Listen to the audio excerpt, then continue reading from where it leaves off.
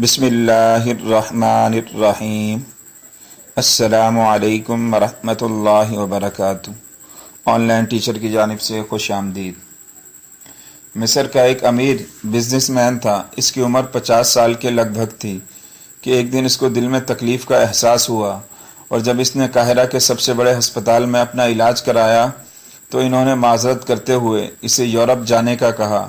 Europe میں تمام test مکمل کرنے کے بعد وہاں کے ڈاکٹروں نے اسے بتایا کہ تم صرف چند دن کے مہمان ہو، کیونکہ تمہارا دل کام کرنا چھوڑ رہا ہے۔ وہ شخص بائی پاس کروا کر مصر واپس آ گیا اور اپنی زندگی کے باقی دن گن گن کر گزارنے لگا۔ ایک دن وہ ایک دکان سے گوشت خرید رہا تھا جب اس نے دیکھا کہ ایک عورت کسائی کے پھینکے ہوئے چربی کے ٹکڑوں کو جمع کر رہی ہے۔ اس شخص نے عورت سے پوچھا، تم اسے کیوں جمع کر رہی ہو؟ عورت نے جواب دیا کہ گھر میں بچے گوشت کھانے کی ضد کر رہے تھے۔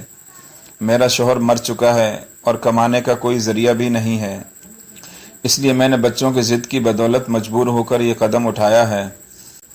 اس پھینکی ہوئی چربی کے ساتھ تھوڑا بہت گوشت بھی آ جاتا ہے جسے صاف کر کے پکا لوں گی۔ بزنس مین کی آنکھوں میں آنسو آ گئے۔ اس نے سوچا، میری اتنی دولت کا مجھے کیا فائدہ؟ میں تو اب بس چند دن کا مہمان ہوں۔ میری دولت کسی غریب کے کام آ جائے، اس سے اچھا اور کیا ہے۔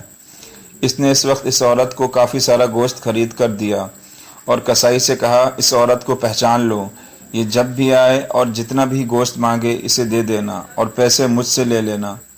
اس واقعے کے بعد وہ شخص اپنے روزمرہ کے معمولات میں مصروف ہو گیا۔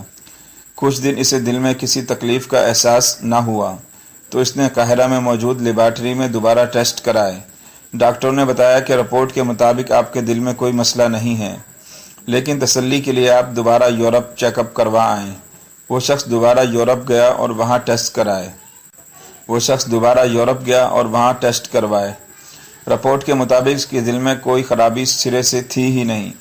ڈاکٹر حیران رہ گئے اور اس سے پوچھا کہ آپ نے ایسا کیا کھایا کہ آپ کی بیماری جڑ سے ختم ہو گئی؟